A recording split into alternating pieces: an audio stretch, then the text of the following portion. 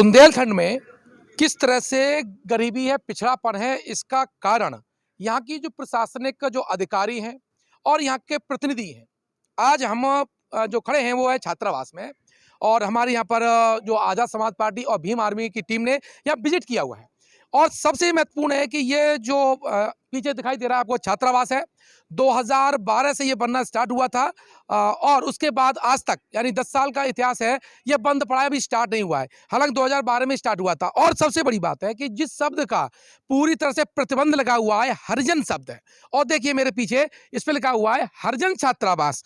तो यहाँ जो समाज कल्याण के अधिकारी हैं, SC ST हैं और वर्तमान यहाँ जो DM वगैरह होंगे, उनकी क्या निगाह नहीं गई होगी, जबकि ये पूरी तरह से शब्द प्रतिबंधित है।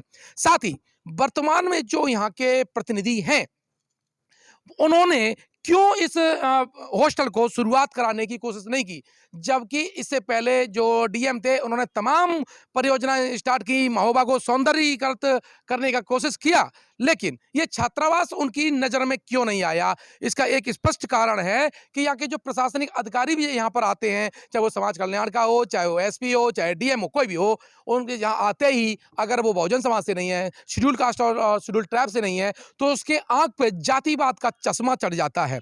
क्यों चढ़ जाता है? क्योंकि इस हॉस्टल में कौन किसके बच्चे आके रहेंगे। इसमें भीम आर्मी को सपोर्ट करने वाले, भीम आर्मी जैसी विचारधारा को सपोर्ट करने वाले, आज़ाद समाज पार्टी से लगाव रखने वाले, दिल से लगाव रखने वाले जो लोग हैं, उनके यहाँ पर संतानें, उनके यहाँ पर बच्चे आके पढ़ते हैं, तो उनके बच्चों को अच्छी सुविधा न मिल जाए, इसीलिए यहाँ की ये प्रशासनिक जो अमला है ना, वो इन घटनाओं को अंजाम देता है। हालत देखिएगा, ये देखिए, आप इधर देखेंगे, ये जमीन लगो इसकी मैदान है और यहाँ पर प्राइवेट बस स्टैंड बना रखा हुआ है। और ये जो यहाँ पर छात्र है, अभी ये छात्रावास स्टार्ट भी नहीं हुआ है। क्यों नहीं हुआ छात्रावास? ये बिल्डिंग सड़ने के लिए नहीं है। ऊपर आपके जितने भी जो इसकी खिड़कियां हैं टूट चुकी हैं, ये अच्छी बनी बनाई बिल्डिंग पूरी ध्वस्त हो जाएगी या फिर ये अनुपयोगी हो जाएगी। आप लाइट की कंडीशन देखिए, लाइट तोड़ी जा चुकी है, अभी शुरू होने से पहले ही उसकी अंतिम क्रिया हो चुकी है। और गेट का आप देखिएगा, गेट मतलब ये देखिए, ये जिले में जो SC ST के जो छात्र हैं, गरीब छात्र हैं, मजलूम जो छात्र हैं, जिनके माता पिता यहाँ पर अपने पास रख नहीं पाते हैं, उन लोगों के लिए सरकार ये बनाई है। वैसे ये एकमात्र जिले का ऐसा है, हालांकि यहाँ पर सामने वाली छात्रावास था, ये नया वाला छात्रावास था। किस तरह से मानसिकता है बुंदेलखंड में दलितों के प्रति, अनुसूचित जाति छात्रों के प्रति। वो नहीं चाहते कि गाँव से निकलकर यहाँ आने वाला जो बच्चा है वो कोई तरक्की करे। कितनी नफरत है, कितना जातिवाद है। और ये इसलिए है क्योंकि यहाँ पर सामंतवादी सोच है। और सबसे बड़ी बात है कि जब बहुजन समाज के जो लोग हैं ना, वो टिकट खरीद के लेके आने वाले लोगों को वोट देते रहते हैं। और यही कारण है कि वो प्रतिनिधि ऐसे हमारी संस्थाओं की तरफ ध्यान भी नहीं देते हैं।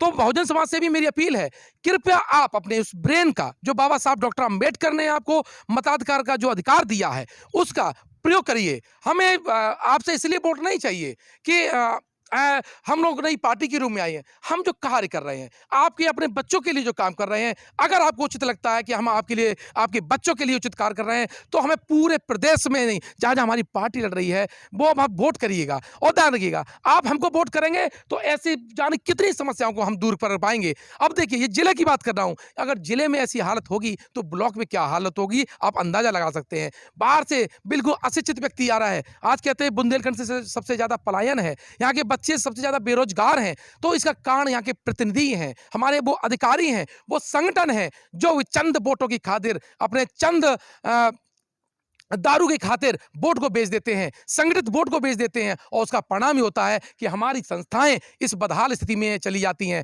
हमारे बच्चों को जातिवाद के चक्कर में कमरे नहीं मिलते। आइए देखिए मेरे पास पूरा किस तरह से, इतना बीभत्स कहिए इसे, इससे ज्यादा निकृष्ट यहाँ की असली जो प्रशासनिक जामा नहीं हो सकता था।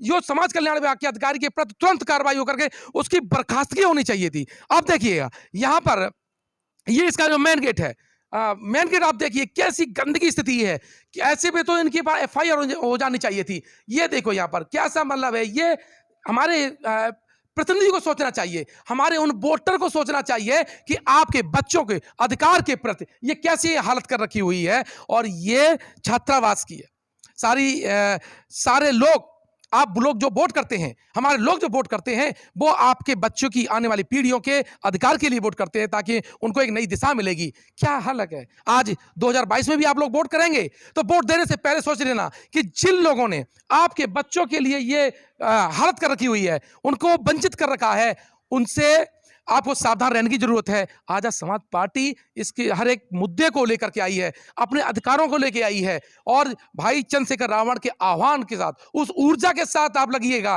तो ये समस्याएं भी दूर होंगी।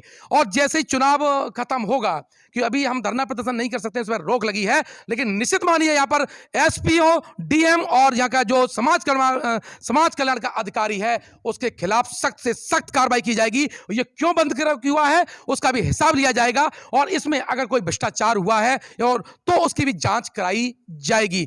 एक बार आप अपनी तरफ देख लीजिएगा, हालत देख लीजिएगा, वोट डालने से पहले इन्होंने किस तरह से आपके बच्चों को किस हालत में मतलब वंचित कर रखा हुआ है अधिकारों से, और आपकी जो संस्था है उसके साथ क्या हुआ है, और हरिजन शब्द किस तरह से यूज हुआ है।